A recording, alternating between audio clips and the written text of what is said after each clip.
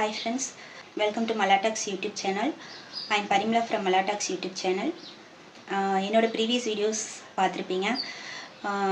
அதில் மோஸ்ட்லி பார்த்தீங்கன்னா ஃபுல்லாக டெட் டீச்சர்ஸ் பற்றின வீடியோஸ் தான் நான் வந்துட்டு போஸ்ட் பண்ணியிருப்பேன்.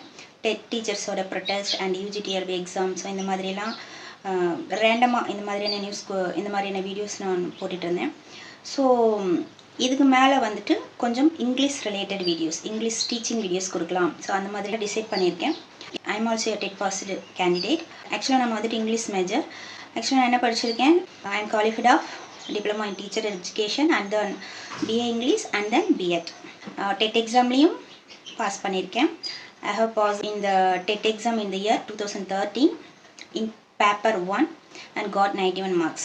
And in 2017 I got passed in paper 2 exam with 106 marks. So on the 2017 TET paper 2 106 marks எடுத்திருந்தேன். ஸோ அப்போ நமக்கு போஸ்டிங் போட்டிருந்தா டீச்சர் போஸ்டிங்க்கு போயிருப்போம். ஸோ அப்போது வந்துட்டு போஸ்டிங் அலாட் பண்ணல. ஆஃப்டர் தட் 2018 தான் டெட் பாஸ் பண்ணாலும் you have to attend one more exam to attain the job அப்படிங்கிற மாதிரின ஒரு GO 149 ரூல் கொண்டு வந்தாங்க. ஸோ அதன்படி தான் இப்போ ரீசெண்டாக நம்ம UGTRB எக்ஸாம் எழுதணும். ஸோ கொஞ்சம் பேர் பாஸ் பண்ணியிருக்காங்க. ஸோ நானும் பாஸ் பண்ணியிருக்கேன். பட் போஸ்டிங் வர அளவுக்கான அந்த மார்க் ரீச் பண்ணல. நம்ம பேட்ச் சேர்ந்தவங்களே நிறைய பேர் அதில் செலெக்ஷன் லிஸ்ட்லேயும் வந்திருக்காங்க. பட் ஈவன் யாருக்குமே வந்துட்டு அவங்க வந்துட்டு நிதி பிரச்சனைன்னு சொல்லிட்டு இப்போ வரைக்கும் போஸ்டிங் போடல.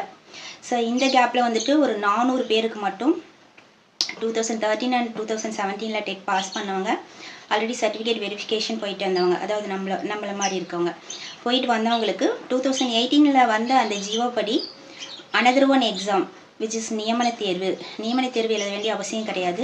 இவங்க ஆல்ரெடி பாஸ் பண்ண டெட் மார்க்கை வச்சு ஒரு சீனியாரிட்டியை பேஸ் பண்ணி இவங்களுக்கு வந்துட்டு போஸ்டிங் போகணும் அப்படின்னு சொல்லிட்டு ரீசெண்டாக கவிதா ராமேஸ்வர் அவர்களோட அந்த கேஸில் வந்துட்டு ஒரு 400 பேருக்கு வந்துட்டு ஜட்ஜஸ் வந்துட்டு ஒரு நியாயமான தீர்ப்பு கொடுத்தாங்க. ஸோ இவங்களுக்கெல்லாம் கவர்மெண்ட் வந்துட்டு போஸ்டிங் கொடுக்கணும், இவங்க வந்துட்டு ஒன் மோர் எக்ஸாம் எழுத வேண்டிய அவசியம் இல்லை, ஆல்ரெடி டெட் முடிச்சுட்டு CV போயிட்டு வந்தவங்க.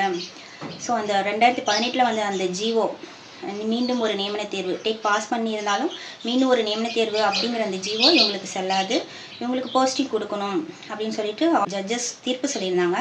ஸோ அதுக்கு வந்துட்டு கவர்மெண்ட் மேல்முறையீடு பண்ணுவாங்க அப்படின்னு சொல்லி பேசிக்கிட்டாங்க. பட் அதை பற்றின எந்த ஒரு நியூஸும் வரல. கவிதா ராமேஸ்வர் அவர்கள்கிட்ட நானுமே போய் கேஸ் ஃபைல் பண்ணியிருக்கேன். அந்த 400 பேருக்கு மாதிரி எங்களுக்கும் நியாயம் வேணும், நாங்களும் 2013 அண்ட் 17 டெட் பாஸ் பண்ணிவிட்டு சர்டிஃபிகேட் வெரிஃபிகேஷன் போயிட்டு வந்திருக்கோம். ஸோ அதில் மெயினாக கவிதா ராமேஸ்வர் அவர்கள் 2017 ஃபோக்கஸ் பண்ணுறாங்க. ஏன்னா 2013 கூட போஸ்டிங் போட்டாங்க கொஞ்சம் பேருக்கு, மீதி கொஞ்சம் பேர் இருக்கும். ஆனால் 2017 நம்மளை சர்டிஃபிகேட் வெரிஃபிகேஷனுக்கு கூப்பிட்டாங்க, ஆனால் போஸ்டிங்கே போடலை. ஸோ அப்போ போஸ்டிங் போட்டிருந்தா கண்டிப்பாக அப்போ ஒரு ஹாஃப் ஆஃப் த மெம்பர்ஸ் ஆகுது அப்போ ஜாபுக்கு போயிருப்போம் இல்லையா. ஸோ இது ஒரு major mistake of the government அப்படின்னு சொல்லிட்டு ஸோ 2017 கவிதா ராமேஸ்வர் அவர்கள் மெயினாக ஃபோக்கஸ் பண்ணுறாங்க. ஸோ அந்த வச்சு தான் நானும் கொஞ்சம் ஃப்ரெண்ட்ஸும் போயிட்டு சென்னைக்கு போயிட்டு ரீசெண்டாக கேஸ் ஃபைல் பண்ணிட்டு வந்தோம் கவிதா ராமேஸ்வர் அவர்கள்கிட்ட.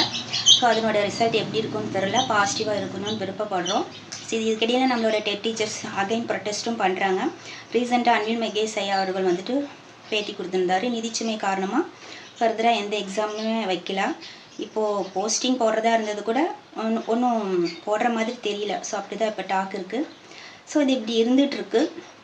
ஸோ இந்த மாதிரி டைமில் நம்மளை மாதிரி டெட் டீச்சர்ஸ்லாம் நம்ம படித்த நாலேஜ் நமக்கு எந்த வகையிலையாவது யூஸ் ஆகணும் அப்படின்னு நினைக்கும்போது ஸோ நான் வந்துட்டு யூடியூப்லேயே டீச்சிங் ஸ்டார்ட் பண்ணலாம் டிசைட் பண்ணியிருக்கேன்.